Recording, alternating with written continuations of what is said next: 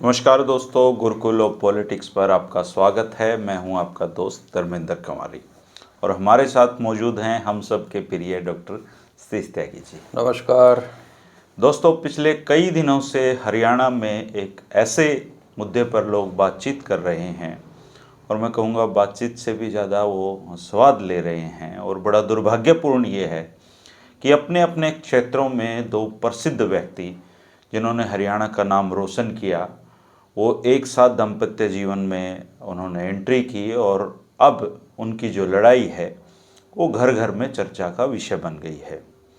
बात हो रही है स्वीटी बुरा की और दीपक हुड्डा की।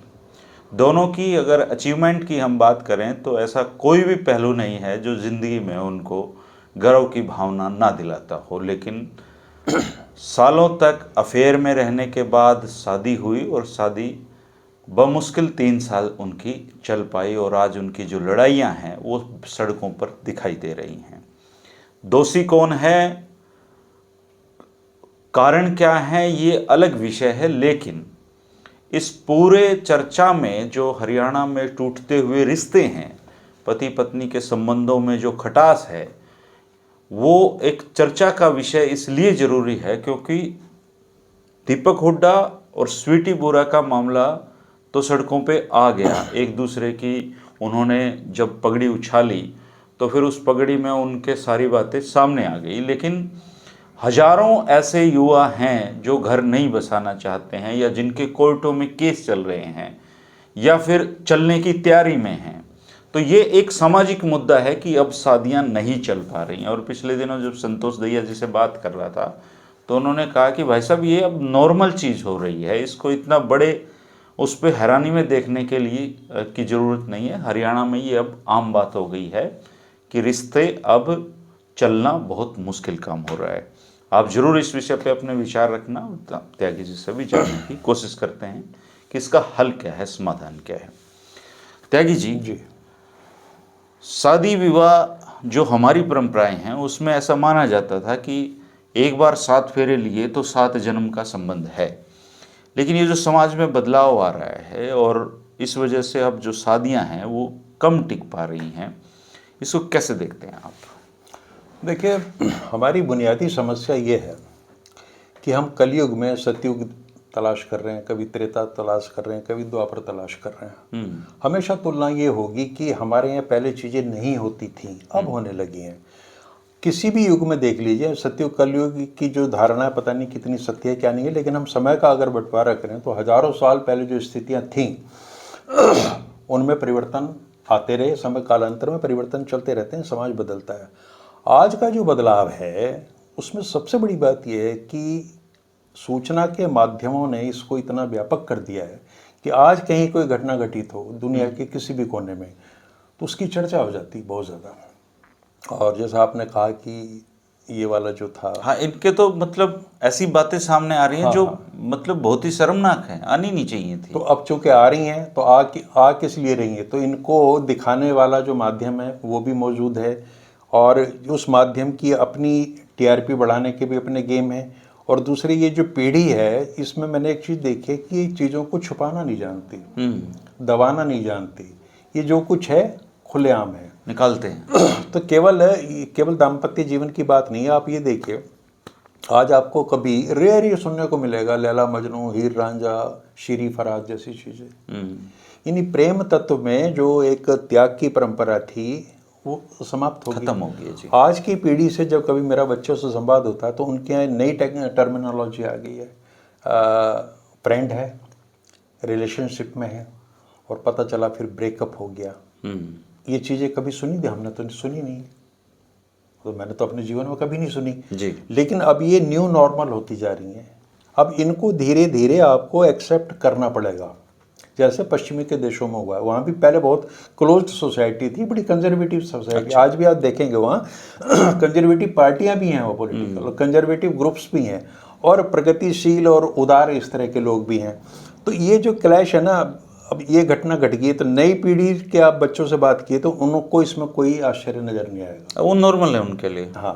अब हरियाणा में क्या है कि हरियाणा में दिक्कत ये है कि हमारे नौजवानों का भी एक बहुत बड़ा तबका भी अपनी परंपराओं से जुड़ा हुआ है। चूँकि फैमिली के माध्यम से वो उन चीज़ों को देखते हैं, तो अगर उनके परिवारों के लिए नई चीज़ है तो आपको 20-25 साल का लड़का भी, यंग लड़का भी हरियाणा में आपको इसको कंडेम करता मिलेगा। ये चीज़ आपको शायद दक्षिण भारत में ना मिले या और ना मिले, क्योंकि हमारे यहाँ कई दौर एक साथ चल रहे हैं। दादा है, पिता है, पोता है, पुत्र है, और एक लगभग ज्वाइंट फैमिली अभी भी बनी हुई है। बेशक वो अलग अलग घरों में रहते हैं, लेकिन एक है। तो सामाजिक दबाव हमारे यहाँ बहुत ज़्यादा है। तो उसमें एक ये भी होता है कि कोई लड़का जब ये आके कहता है, मतलब अपने पिता से ये कहे कि ये तो बहुत गलत हो रहा है, उसको ऐसा नहीं करना चाहिए था, तो उसके पिता को भी ये बिना मतलब का एक संतोष होता है कि कम से कम मेरा बेटा तो ऐसा नहीं है ना। और वो पता नहीं, हो सकता उसको एश्योर ही कर रहा हूँ कि मैं ऐसा नहीं हूँ। तो अपवाद की चर्चा हमेशा होती है, लेकिन अब सवाल ये है कि ये चीज़ें तो बहुत बड़े पैमाने पर घटित हो रही। ये सेलिब्रिटी थे तो सारी चर्चाओं में होगी। आप ये देखिए, धर्मेंद्र जी ने एक ज़माने में, फिल्म स्टार धर्मेंद्र ने शादी की थी है, और लगभग वो स्वीकार कर ही ली गई, उसमें कोई दिक्कत नहीं इस तरीके की। तो जब बड़े लोग इस तरह की कोई हरकत करते हैं, चाहे वो अभिनेता हो या नेता हो, तो उसकी शादी स्वीकार होगी, पर इन दोनों में बिखराव होता तो थोड़ी चर्चाएं होती। हाँ, तो उसमें मतलब ये है ना कि वो कहते हैं कि तुलसीदास ने भी कहीं लिखा कि जो शक्तिशाली आदमी है ना, उसका कोई कुछ नहीं करता, उसका कोई दोहा भी है इस तरह का। अब आप ये देखिए कि अटल बिहारी वाजपेयी जो हमारे प्रधानमंत्री रहे, उनके व्यक्तित्व में कोई कमी है?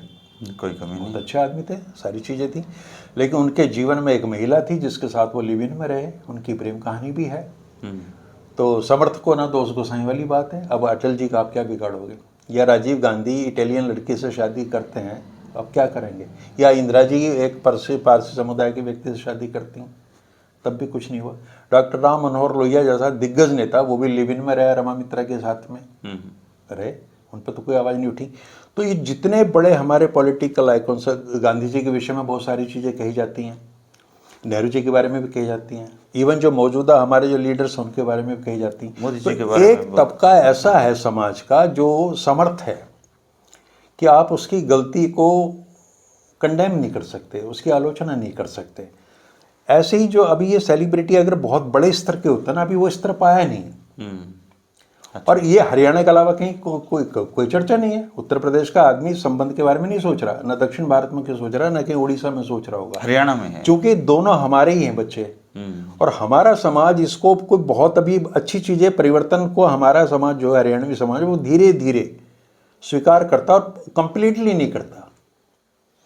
अभी जैसे बलराज मलिक जी से बात हुई कल मेरी, तो मैंने कहा ताऊ जी क्या आप क्या सोचते हो इस पे? बोले भाई सोचना साचना तो ये बोले आजकल आम कहानी है, ये कोई बोले अलग नहीं है, ये तो बोला सोशल मीडिया का दौर है तो ये चर्चा में आ गए।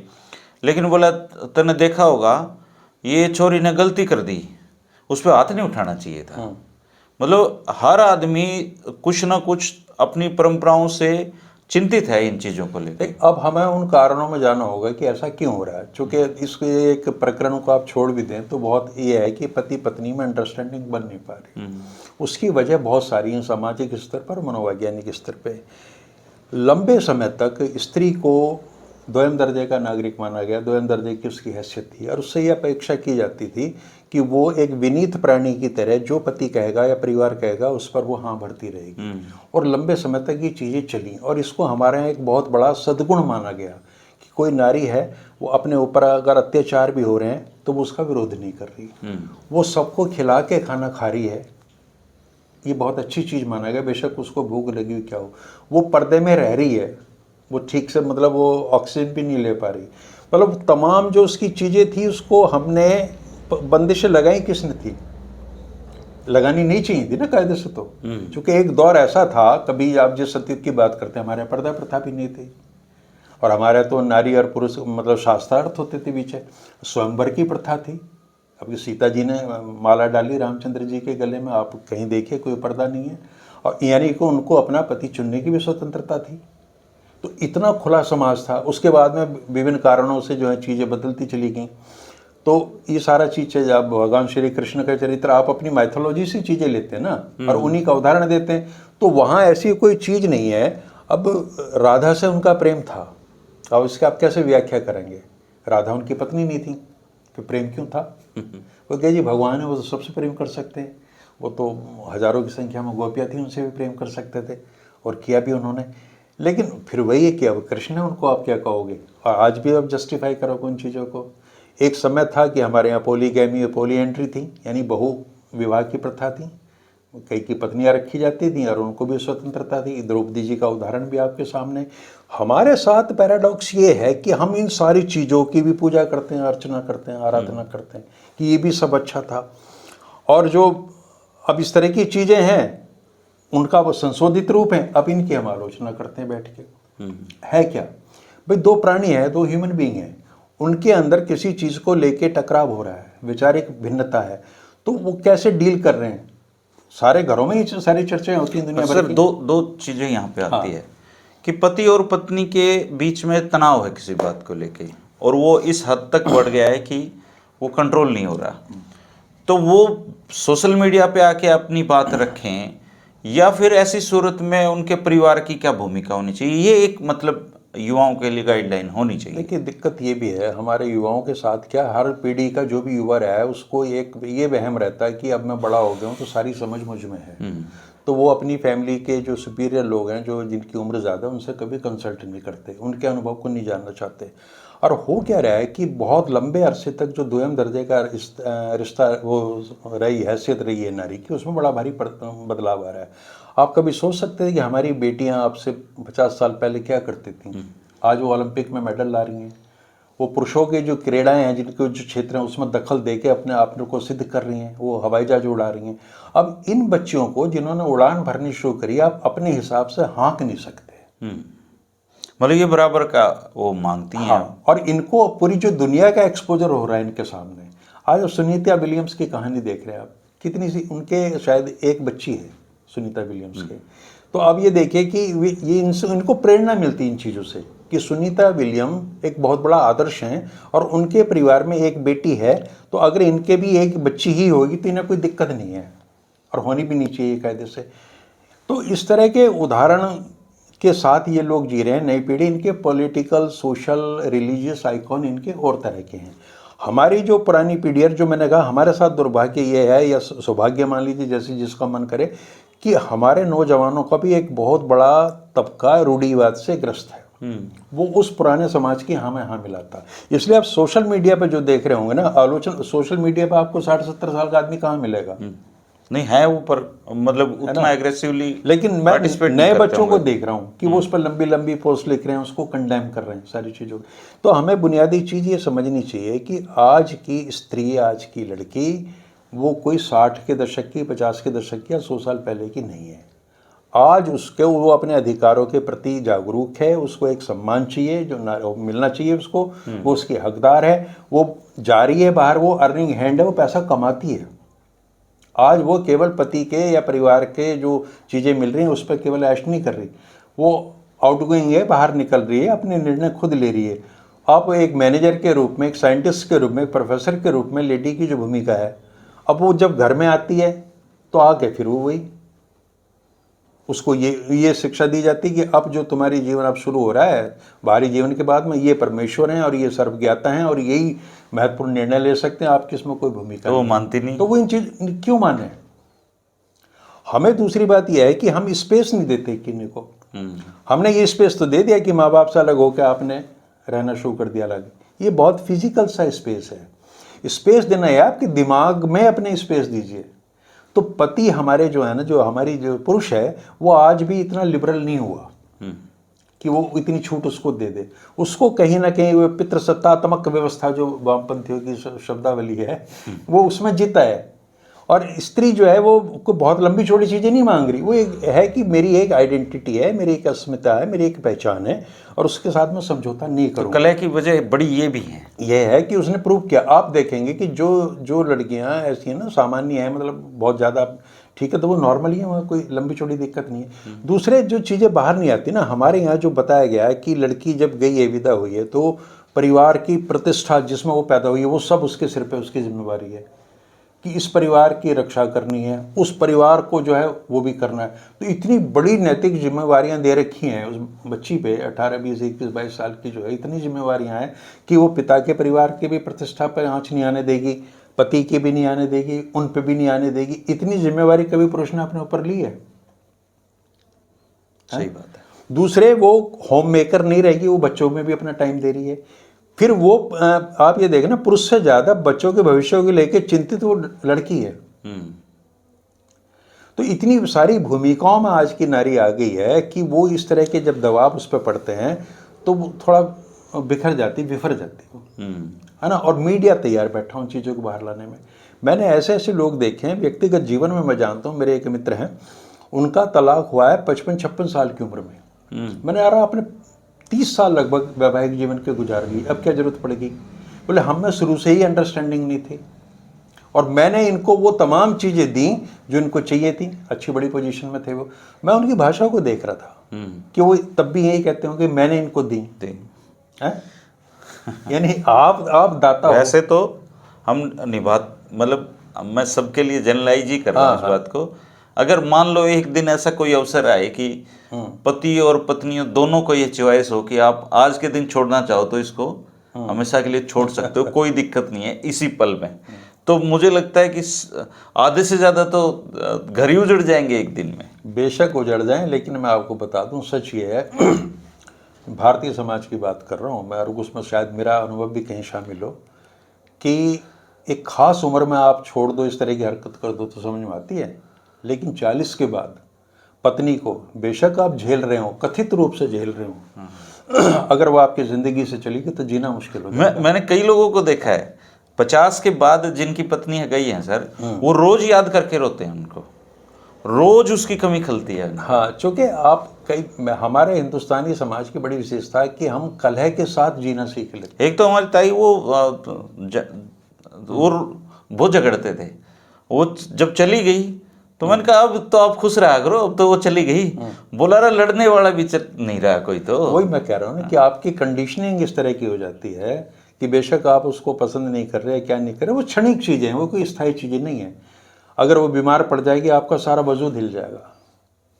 और एक ख़ास एज में आके जिसमें से हम लोग गुजर रहे हैं पिछले 10-15 सालों से, कि पत्नी से अलग होने की कल्पना ही आपको परेशान कर देती है, किसके बिना क्या होगा, क्योंकि वो आपकी सारी जिम्मेदारी अपने ऊपर उठ के लेती है जी।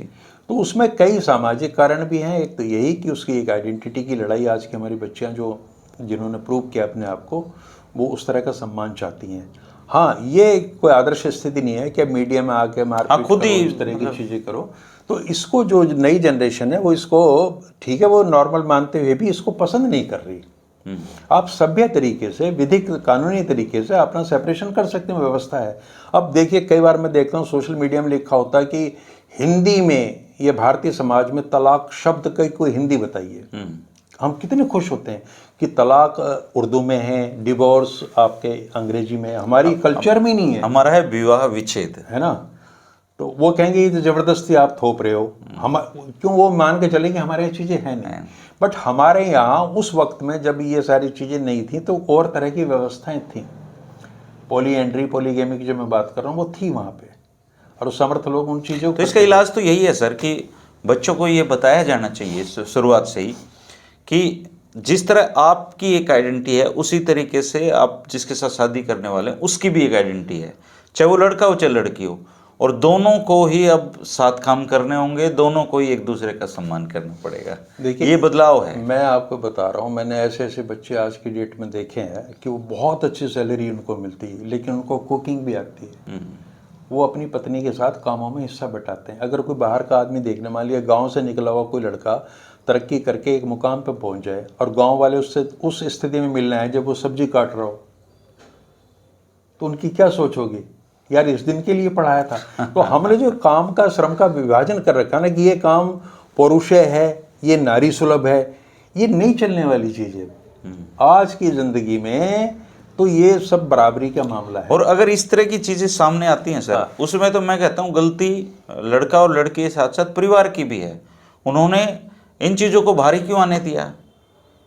नहीं, इसका हल या किसी भी मामले का हल, अगर मान लो नहीं बन रही है तो अलग हो सकते थे, आपसी सहमति से देश अलग होता है। अब प्रावधान है ना, कोर्ट में प्रावधान है, और कोर्ट भी देखिए वो उनको कोर्ट भी हमारे यहाँ कूलिंग पीरियड देती है व्यवस्था, कूलिंग पीरियड दे रही है कि आप आ गए हो तो वो ये मान के चलें शायद किसी उत्तेजना में या किसी आवेश में आकर उन्होंने निर्णय लिया, तो वो अपना पूरा टाइम देते हैं। फिर फैमिली कोर्ट्स होती हैं, उनकी काउंसलिंग की जाती है, उनको समझाया जाता है कि भैया इस तरह का निर्णय ना लो, और वो अंतिम निर्णय है कि जब अब कुछ हो ही नहीं पाता तो आप अलग हो जाते हो। और अगर हाँ आपको ये लग रहा है कि हमारी जीवन एक बोझ बन गया, तो ये आपको ये अधिकार है, और वो राहत डिवोर्स की इसी रूप में मिलती है कि आप अलग हो जाइए। लेकिन हमारी संस्कृति, हमारा समाज उन सारी चीज़ों को अभी स्वीकार नहीं करेगा, और कम से कम अभी 50 साल नहीं करेगा। क्योंकि हमारे आप ये देखना, हमारे यहाँ जो भी जवान है किसी भी दौर में, कहीं ना कहीं एक पुरातन पंथी चीज़ें, परंपरावादी वो है, और वो हमेशा नई चीज़ों की, जो भी लिबरल चीज़ आएगी उसका विरोध करेगा।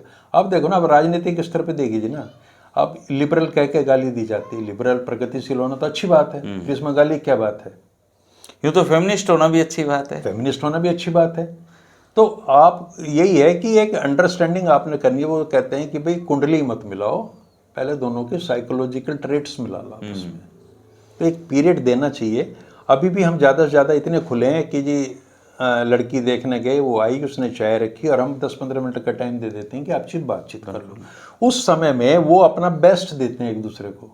लड़का ये दिखाता कि मैं बिल्कुल आदर्शवादी हूँ, बहुत ही अच्छा हूँ, और लड़की भी दिखाती कि मैं तो बहुत ही अच्छी हूँ। ये जो उसके और गलत फहमियाँ बन जाती हैं, धीरे धीरे जो उनका वास्तविक असली चरित्र है वो सामने आना शुरू हो जाता है।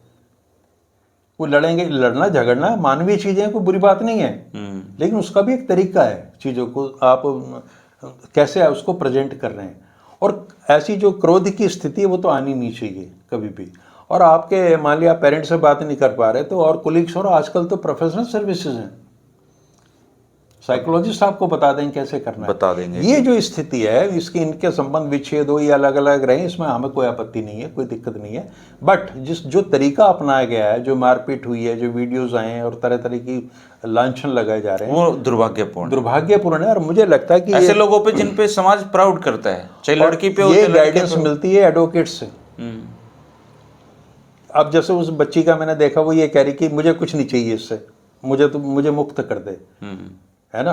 तो अब वकील साहब बताएंगे कि मुक्ति यथासंभव कितनी जल्दी कैसे हो सकती है, तो वो कुछ ऐसे पॉइंट भी बता देंगे जो ना बताने वाले हों। अब अगले का तो पूरा चरित्र का हनन हो ही गया उसमें। आप कह जाओगे अरे एक सोच हमारी आज बड़ी मजे की बात है कि हमारा समाज जो है हमेशा नारी के साथ खड़ा है। नहीं, इस मामले में तो सिंपैथी अलग होगी है सर।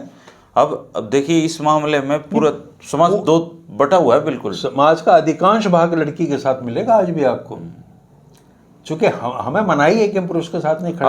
अब सर, अब पहले जैसे पीड़ित लड़कियां ही मानी जाती थी। हाँ। अब सोसाइटी में ऐसे बहुत मतलब ऐसा वो बन गया है कि लड़के भी पीड़ित हैं। बिल्कुल पीड़ित हैं। एक तो राष्ट्रीय स्तर पे प्रताड़ित पति संघ बना हुआ बाकायदा। हाँ। और डोमेस्टिक वायलेंस का जो एक्ट है उसका बहुत मिसयूज हो रहा है। डॉरी एक्ट का बड़ा जबरदस्त मिसयूज हुआ है। तो है वहाँ भी ऐसे तत्व हैं जो केवल एक प्रतिशोध की भावना से या अपने ससुराल को बर्बाद करने की दृष्टि से काम करने लगते हैं। जीना हराम कर देते हैं पूरे परिवारों का, झूठे केस दर्ज कराते हैं, बहुत हैं सारे। लेकिन आज भी आप ये देखिए, हमारी कानूनी व्यवस्था ये मानती है कि हमें पता है कि क्या उसमें कमियां हैं और इसका मिसयूज भी है, लेकिन वो उसको चेंज करने के लिए तैयार नहीं। लेकिन चूंकि उनको ये था कि बड़ा हिस्सा जो है ना, मेजर पार्ट, उसका हमने इलाज करना है। ये छोटी छोटी अपवाद हैं जिस तरह की चीज़ें, बट हल तो इनका निकालना पड़ेगा। और देखिए, इस कहते हैं कि टोटे में लड़ाई होती है, इनके यहाँ तो कोई टोटा भी नहीं है। सफल ये लोग हैं, सारे संसाधन इनके पास हैं, अच्छे गाड़ी घोड़े हैं, सफलता इनके पास है, पैसा इनके पास है, लेकिन सुकून नहीं है। सुकून नहीं। देखिए, साधन सुविधा दे सकता, सुख नहीं दे सकता। ये बेसिक चीज़ है। आपको गर्मी लग रही है, आप एयर कंडीशनर लगा दीजिए 2-3, आप BMW में घूमिए, ये सुख की गारंटी नहीं, ये सुविधा है। ठीक है ना। और लड़कियां जो हैं आजकल, एक तो थोड़ा लड़कियां क्या, हर एक की एस्पिरेशंस बहुत हैं कि जब वो ये देखती हैं कि भाई फलाने के घर में ये तमाम चीज़ें हैं तो हमारे यहाँ भी होनी चाहिए, तो वो कई बार इस तरह का मतलब टोंट कस देंगी कि मैंने तो गलत निर्णय लिया, काश मैंने अपने पिताजी की बात मान ली होती है ना, और मैं किसी तहसीलदार से शादी कर लेती। अब कान में चक्कर, मतलब ये भी बहुत सारे कारण हैं। इस केस में तो खैर नहीं है, लेकिन सामाजिक कारण, मनोवैज्ञानिक कारण, और कुछ मनोवैज्ञानिक रोग भी हो सकते हैं, है ना। तो आजकल इसका देखिए समाधान की तरफ हमें बढ़ना चाहिए अपने वार्ता के अंत में, कि भाई ये हरकतें ना करो, पहले अपने बुजुर्गों से बैठ के बातचीत करो। कंडीशनिंग कैसे की जाए जी? ये है तो बहुत बड़ा चर्चा का विषय है कि बच्चों को मतलब ऐसा क्या सिखाया जाए कि वो बड़े होकर जब दाम्पत्य जीवन में जा रहे हैं तो वो एक दूसरे का सम्मान करें, एक दूसरे की इच्छाओं का सम्मान करें और अपना घर सफलतापूर्वक बसाएं। अधिकांश लोग करते भी हैं, क्योंकि ये अगर कल्चर बन गया तो खराब है। हाँ, तो ये इसीलिए तो मैरिज काउंसलिंग और सारी चीजें हैं। अब वो सिंगल साहब जो हम वकील साथी हैं हमारे, वो फैमिली कोर्ट के, वो कह रहे हैं भाई शादी के एक दिन बाद भी तलाक मांगा जा रहा है। देखिए अभी आपने 2-3 इंटरव्यू किए हैं डॉक्टर साहब के, वो पेरेंटिंग की बात कर रहे हैं। अब पेरेंटिंग अगर समझ में आ जाएगी तो आगे की चीजें भी समझ में आ जाएंगी, है ना। तो वो बेसिक चीज हुआ है, वो अभी शुरू हुई है। वो उनका ये कहना है कि अगर आपको ये लगता है कि आपके बच्चे बड़े होकर आपके साथ रहेंगे तो आप अपनी पेरेंटिंग में सफल है, नहीं तो ऐसा। देखिए मैं एक ऐसी पेरेंटिंग एक्सपर्ट की बात सुन रहा था, उन्होंने बड़ी अच्छी बात कही कि उनके बेटे ने कोई महंगी चीज तोड़ दी, तो उसकी माँ की रिएक्शन मारने पीटने वाली थी। उसने कहा कि नहीं ये मत करो आप। उसने कहा बेटे टूट गई ना, कोई बात नहीं, और भी तोड़ ले। तो मैंने कहा भाई अगर तुम ऐसा ना कहते तो क्या कहते, कि उस बच्चे के दिमाग में ये बैठ जाता कि मुझसे ज़्यादा महत्वपूर्ण ये प्लेट या गिलास है जो तोड़ दिया मैंने। अब इस लेवल पे पेरेंटिंग हमारी आपकी तो ही नहीं ना जी, दो जूते लगेंगे इसके बाद। भाई आप ये देखो, मैंने मेरे बचपन में, हम ज्वाइंट फैमिली में रहे, कभी हमसे ये नहीं पूछा गया कि क्या खाओगे। अब बना होता था, खाना होता था, मतलब खाना बना सबके लिए, खाइए, नहीं खाना तो वो विकल्प नहीं है। अभी घर से निकला तो पापा रसमलाई लेके आना, तो अब है चॉइस उनके पास। ये सारी चीज़ें बदल रही हैं और अच्छी बात है, बहुत अच्छी बात है कि हम लड़कियों को उतना ही सम्मान दे रहे हैं, उनकी परवरिश में कमी नहीं कर रहे। अब वो बेटे की तरह पल रही है ना, तो अब उसका एक व्यक्तित्व आपने बना दिया है कि उसके पिताजी उसकी इज्जत करते हैं, उसका भाई उसकी इज्जत करता है, समाज के लोग उसकी इज्जत करते हैं। तो अब वो जाके आगे ऐसे परिवार में चली जाए, इज्जत चाहिए वहाँ पे जाके, वहाँ भी आइडेंटिटी का एक से अस्मिता की लड़ाई सारी है। और वो अगर उसको वहाँ नहीं मिलेगी तो वो कंपेयर करेगी, मेरे पापा तो ये करते थे, मेरे तो भाई ये करते थे, ये करते थे। तो आपको वो सारी चीज़ें, एक जो मैं कहता हूँ कि फाइनल मोहर लगाने से पहले उनको 15-20 मिनट की जगह 15-20 दिन दीजिए। और ये भी इंश्योर कीजिए कि वो अपने पति, होने वाले पति के साथ ही ना मिले, अपनी सास के साथ ही मिले, भाभी सास के साथ मिले, ससुर से मिले, परिवार से मिले, और उससे पूछ लो कि भाई ज्वाइंट फैमिली सिस्टम तुम्हें पसंद है कि नहीं। अगर वो नहीं है तो ये कोई कमी नहीं है, आपको सूट कर रहा तो ठीक है। और अगर वो आजकल तो ऐसे वो मैं जो मैट्रिमोनियल है उसमें लिखा होता है कि only parents are not allowed, कि हमें वो सिर्फ वही चाहिए। तो वो खुलेआम कह रही ना कि भाई हम इस झंझट में सास ससुर के, देवर जेठानी के चक्कर में नहीं पड़ना। अभी वो संतोष जी बता रही थी, वो एक बहू ऐसे शादी करके आई, अपने साथ एक कुत्ता भी ले आई, और वो गांव में अपना निकर में फॉर्मल उसमें रहती, और अपनी जो सास है उसके कपड़े उठा के उन्होंने भैंसोवाड़ा में रख दिए कि तू यहाँ रहेगी। तो वो जब गई बोली मेरी फ्रीडम है, बोली तुम्हारी फ्रीडम ठीक है, तुम्हारी सास की भी तो एक फ्रीडम है, उस तुम्हारे आने से पहले ये घर उसी का था, अब वो भैंसोवाड़े में क्यों रहेगी, वो उसको भी साथ रहने का अधिकार है। तो इस तरह के इश्यू भी खड़े होते हैं। फ्रीडम भी ना, फाइनेंशियल अफोर्डेबिलिटी देखनी पड़ती है कि वो आप बड़ा समाधान दे दोगे, आपके 2 बेटे हैं, सबको दोनों का अलग अलग मकान बना तो आप तीसरा बना लो, इतना आसान है क्या? नहीं, पहले तो छोटे छोटे मकानों में कितने कितने लोग रह जाया करते थे सर। तो एक तो एकोमोडेट करने की दूसरे की पर्सनैलिटी को, अब ये बहुओं के साथ भी है कि वो अपनी सास को अफोर्ड नहीं कर पाते। काउंसलिंग होनी चाहिए सर, इसका समाधान तो यही है। हाँ, काउंसलिंग हो, और अगर एक अपना असली रूप बता देना चाहिए शादी से पहले कि मैं जो है ना सब गुडी गुडी सब कुछ बहुत अच्छा है, फलाना है, ढिमकाना, बड़ी संस्कारी है। तो आपने वो भी चीज़ें करनी है कि जो जिस तरह का आचरण आपका पहले दिन है वो अंत तक रहे। मैं ये नहीं कह रहा कि आप, अगर आपने पैर छुए हैं सारे परिवार के सदस्यों के और पता चला कि 2 महीने बाद वो बंद हो गया धीरे धीरे, मत करो, पहले दिन से ही मत छुओ। ये सिद्ध मत करो कि भाई पहले दिन का ये आचरण है, 1 महीने बाद का ये, 3 महीने के बाद का ये। दूसरे लड़कों से अपेक्षाएं भी ज्यादा हैं सर। घर में कोई भी काम करो लड़की से कहते हैं बेटी शादी के बाद कर लेना। हाँ, अब वो जरूर शादी के बाद वाला ना करवाए तो दिक्कत, सबसे भारी दिक्कतें हैं। ये दोनों पहलू हैं, बहुत विराट विषय है और बहुत गंभीर विषय है, ठीक है। लेकिन इसमें इस पर्टिकुलर अगर इस केस की बात की जाए तो इसमें न केवल ये दोनों बच्चे फेल हुए हैं, युवा साथी फेल हुए, बल्कि इनका परिवार भी इसमें फेल हुआ है। बिल्कुल हुआ है। गलती जितनी इनकी है, इनके परिवार की भी उतनी है। अगर टाइम से हैंडल करते तो चीज़ें इतनी खराब नहीं होती। अगर बाकी तो इनको लेना है फैसला, लेकिन अगर समाज में ऐसे एग्जाम्पल आएंगे तो फिर लोग इनके बारे में बात करेंगे, और जब बात करेंगे तो फिर जो आपसी मनमुटाव हैं उन पे चर्चा लोग करना शुरू कर देंगे। बेहतर यह है कि बड़ों को अपनी भूमिका निभानी चाहिए, मेरी राय में। हमारे समाज में तो इसकी दरकार है ना जी। बड़े अगर निष्क्रिय हो जाएंगे तो फिर ऐसे केस हो जाएंगे जी। बिल्कुल। इसलिए बड़ों को साथ देना चाहिए और मिलजुल के अपने कर लेना चाहिए। आप जरूर इस विषय पे आप जरूर चर्चा में भाग लेना दोस्तों, कि जो आजकल के जो शादियां और रिश्ते हैं ये कैसे लंबे चल सकते हैं, क्या क्या एहतियात हमें बरतनी चाहिए, क्या युवा को करना चाहिए और क्या उसकी जो पत्नी है उसको, दोनों को, पति पत्नियों को क्या क्या ध्यान रखना चाहिए। आप जरूर अपने विचार रखना। शुक्रिया। नमस्कार। नमस्कार।